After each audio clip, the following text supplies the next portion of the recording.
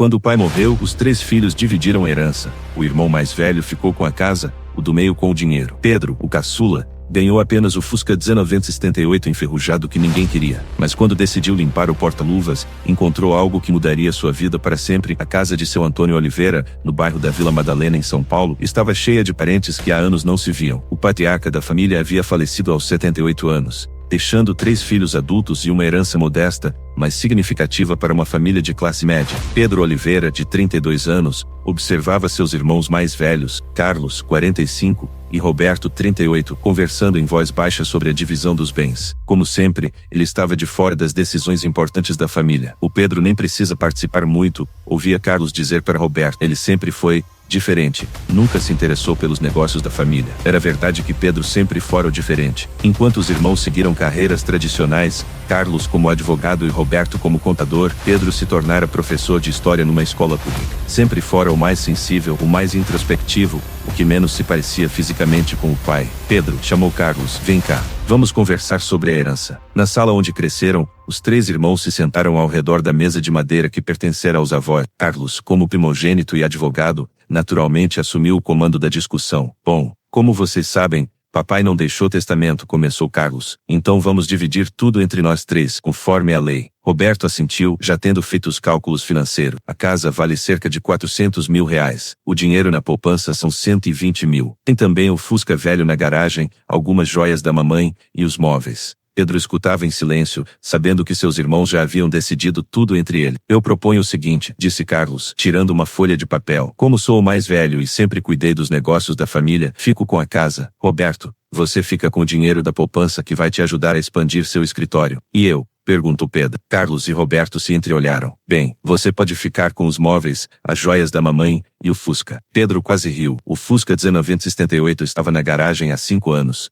Sem funcionar, acumulando poeira e ferrugem. O Fusca nem liga, disse Roberto. É praticamente sucata. Mas tem valor sentimental, acrescentou Carlos, como se estivesse fazendo um favor. Papai sempre gostou daquele carro. Pedro olhou para seus irmãos e viu algo que sempre estivera ali. Eles nunca o consideraram igual. Não era apenas questão de herança, mas de como sempre fora tratado na família. Tudo bem, disse Pedro calmamente. Fico com o que vocês não querem. Não é isso, protestou Carlos, mas sem muita convicção. É que você sempre foi mais artístico. Não se importa tanto com bens materiais. Era uma desculpa conveniente, e todos sabiam disso. O Fusca até pode valer alguma coisa se você conseguir vender para um colecionador, sugeriu Roberto tentando amenizar. Pedro assentiu, mas já sabia que não venderia o carro. Havia algo sobre aquele Fusca que sempre o intrigara. Seu pai passava horas na garagem, mexendo no motor, mas o carro nunca funcionava direito. Era como se Antônio tivesse uma relação especial com aquele veículo que ia além da mecânica. Depois que os irmãos foram embora, Pedro ficou sozinho na casa da infância. Caminhou pelos cômodos,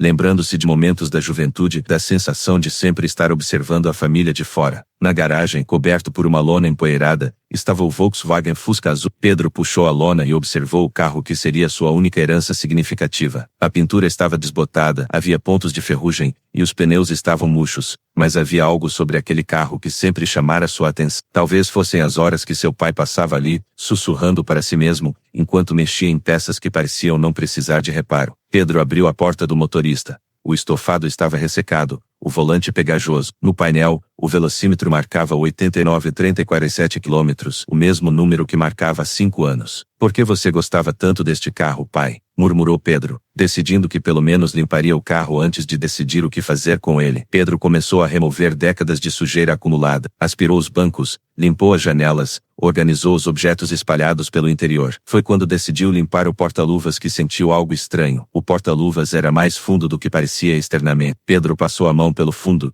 e sentiu uma irregularidade, como se houvesse um compartimento falso. Pressionando levemente, ele ouviu um clique quase imperceptível. Uma pequena seção do fundo do porta-luvas se abriu, revelando um espaço secreto que Pedro nunca havia imaginado existir. Dentro havia um envelope amarelado e uma pequena chave. Com as mãos tremendo, Pedro pegou o envelope. Estava endereçado em letra cursiva. Para Pedro, quando chegar a hora, Pedro abriu o envelope com cuidado. Dentro havia uma carta de 3 páginas, escrita à mão por seu pai. Meu querido Pedro, Se você está lendo isto, significa que não estou mais aqui, e que você descobriu o segredo que guardei por mais de tempo. Primeiro, preciso lhe pedir perdão por ter mantido isso em segredo por tanto tempo. Pedro, você não é meu filho biológico. Sei que isso deve ser um choque, mas deixe-me explicar tudo. Em 1991, quando você tinha apenas 6 meses, seus pais verdadeiros morreram em um acidente de carro. Eles eram amigos íntimos nossos, Maria e João Santos. Você era o filho único deles. Sua mãe, minha esposa Carmen e eu decidimos adotá-lo oficialmente, mas por razões complicadas relacionadas ao seguro de vida dos seus pais verdadeiros, mantivemos isso em segredo. O dinheiro do seguro foi colocado em uma conta especial para você. A chave que você encontrou abre um cofre no Banco do Brasil, Agência Vila Madalena. Dentro estão todos os documentos originais e o dinheiro que seus pais biológicos deixaram para você. Pedro parou de ler, sentindo o mundo girar ao seu redor. Continuando a leitura, Pedro,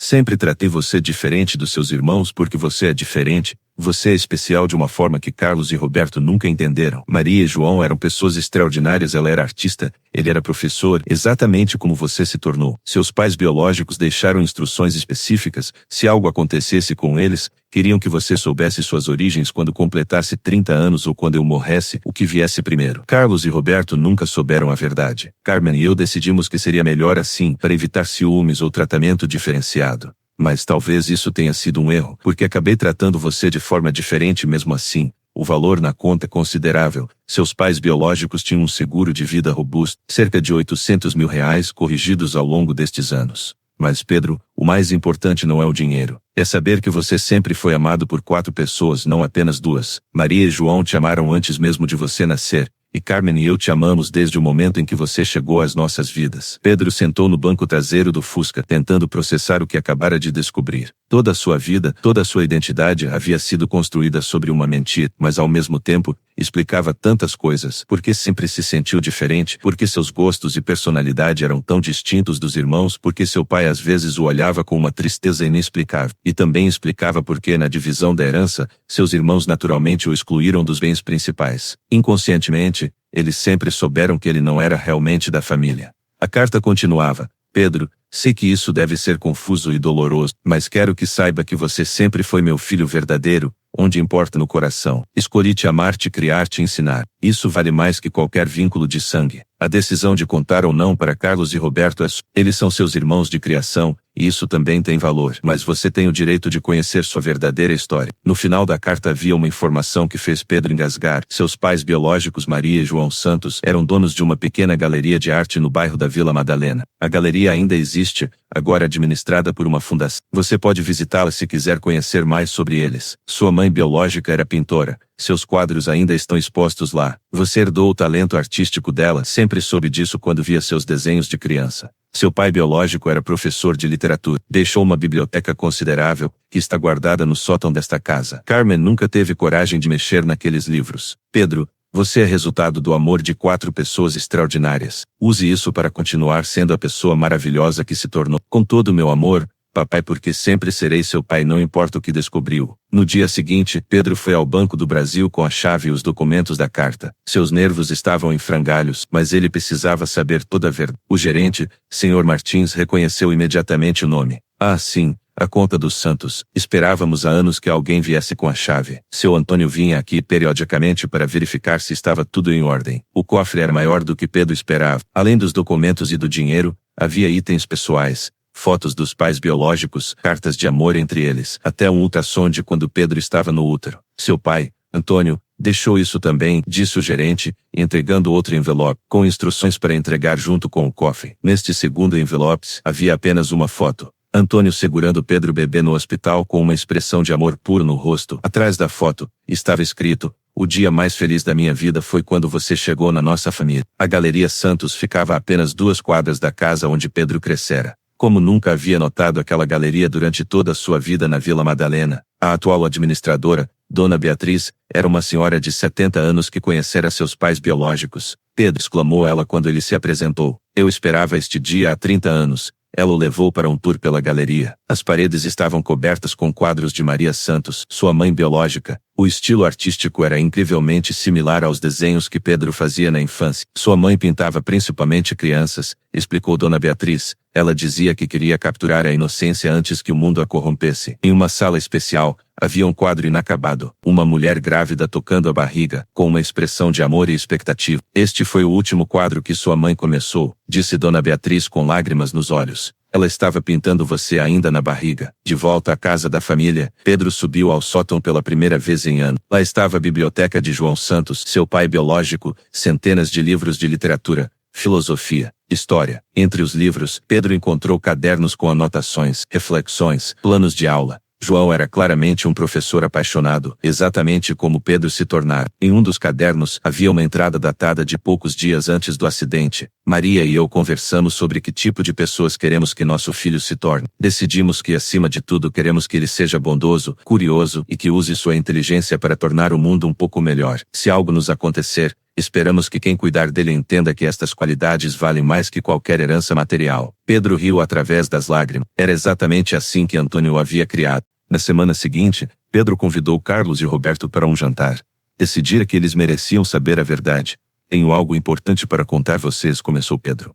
Contou toda a história. A carta, o cofre, a descoberta sobre suas origens. Carlos e Roberto ouviram em silêncio, suas expressões mudando de surpresa para choque, depois para algo indefinível. Então você não é nosso irmão de verdade? Perguntou Roberto.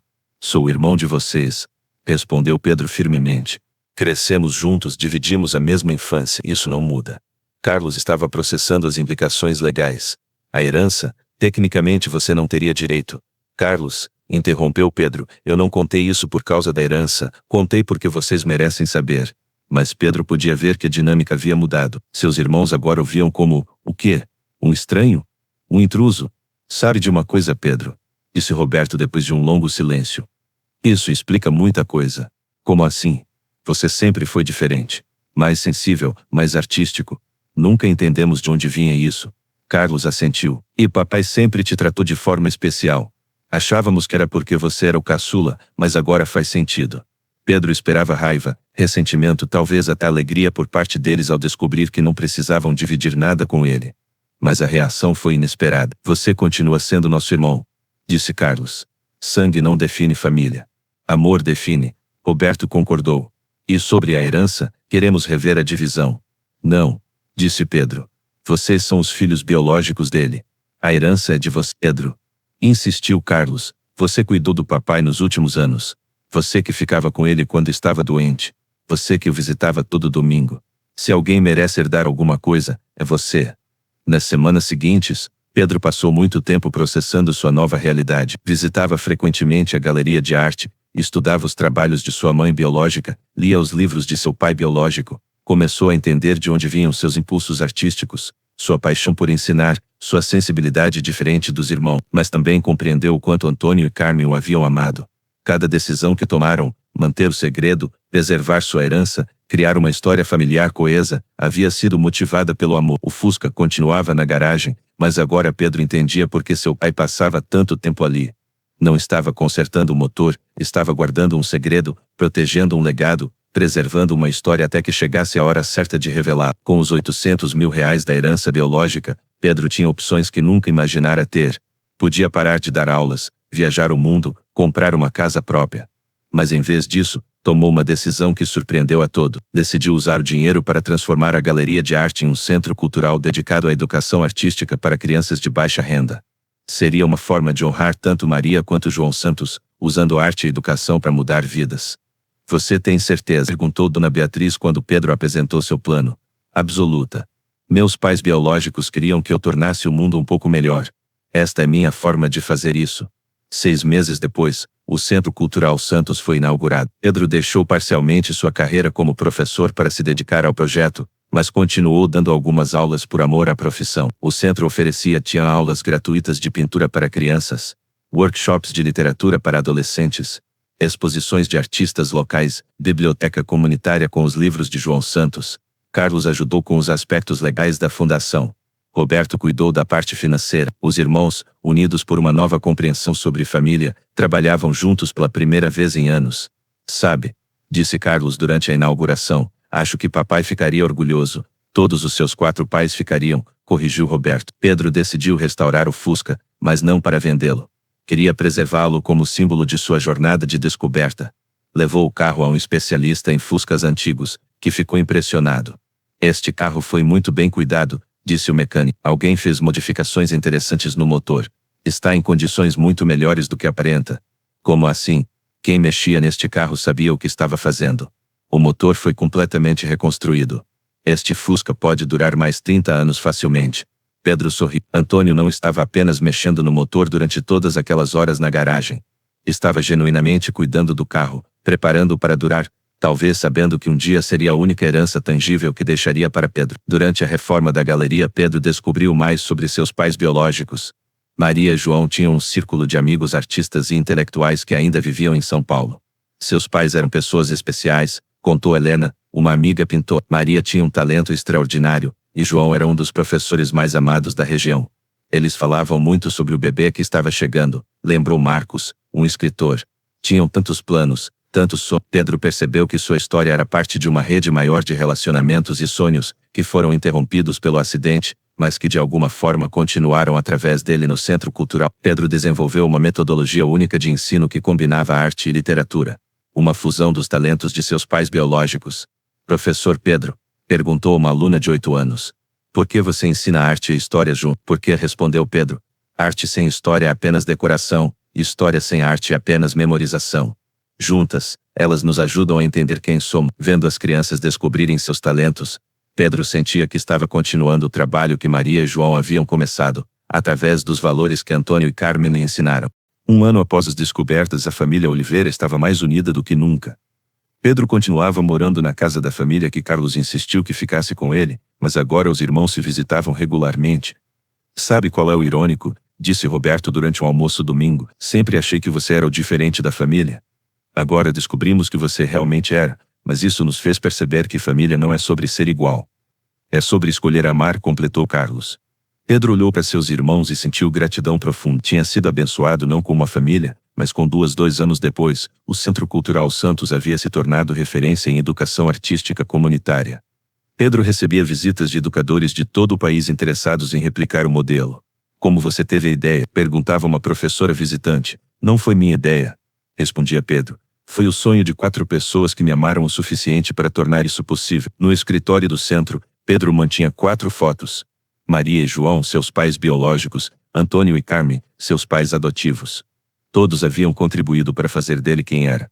Em momentos de reflexão, Pedro pensava em como a vida era imprevisível. Se não fosse pela morte dos pais biológicos, ele teria crescido como filho único de artistas.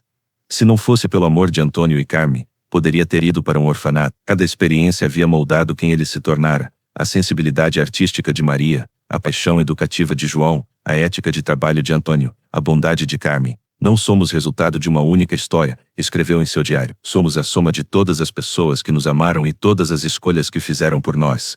Pedro ainda dirigia o Fusca restaurado, agora azul brilhante e funcionando perfeitamente. Tornou-se uma visão familiar no bairro. O professor que dirigia o carro vintage para o Centro Cultural, dentro do porta-luvas, agora mantinha uma nova carta, não um segredo, mas uma mensagem para futuras gerações sobre a importância de preservar histórias familiares e honrar todos os tipos de amor. Este carro, escreveu, me ensinou que às vezes os presentes mais valiosos vêm disfarçados de coisas que ninguém quer. Hoje, Pedro tem 35 anos e dirige uma das iniciativas de educação artística mais respeitadas de São Paulo. O Centro Cultural Santos expandiu para 3 unidades e já impactou mais de 2.000 crianças. Carlos e Roberto continuam sendo seus irmãos, unidos por uma compreensão mais profunda sobre o que realmente significa família. A casa da Vila Madalena continua sendo o ponto de encontro dos irmãos nos domingos. O Fusca 1978 ainda está na garagem, mas agora divide espaço com materiais de arte que Pedro leva para as aulas comunitárias. Se você pudesse falar com seus 4 pais hoje, perguntou um jornalista durante entrevista sobre o Centro Cultural, o que diria? Pedro pensou por um momento. Diria obrigado, Maria e João me deram vida e talento. Antônio e Carmen me deram amor e valores. Todos me deram propósito. A maior herança não foram os bens materiais, mas a oportunidade de continuar o amor que recebi. E na entrada do Centro Cultural Santos, uma placa resume toda a filosofia do projeto, dedicado a todas as famílias, de sangue, de escolha e de coração. Porque amor é a única herança que realmente importa. Porque Pedro havia aprendido que o verdadeiro valor de uma herança não está no que você recebe, mas no que você faz com o amor que a acompanha.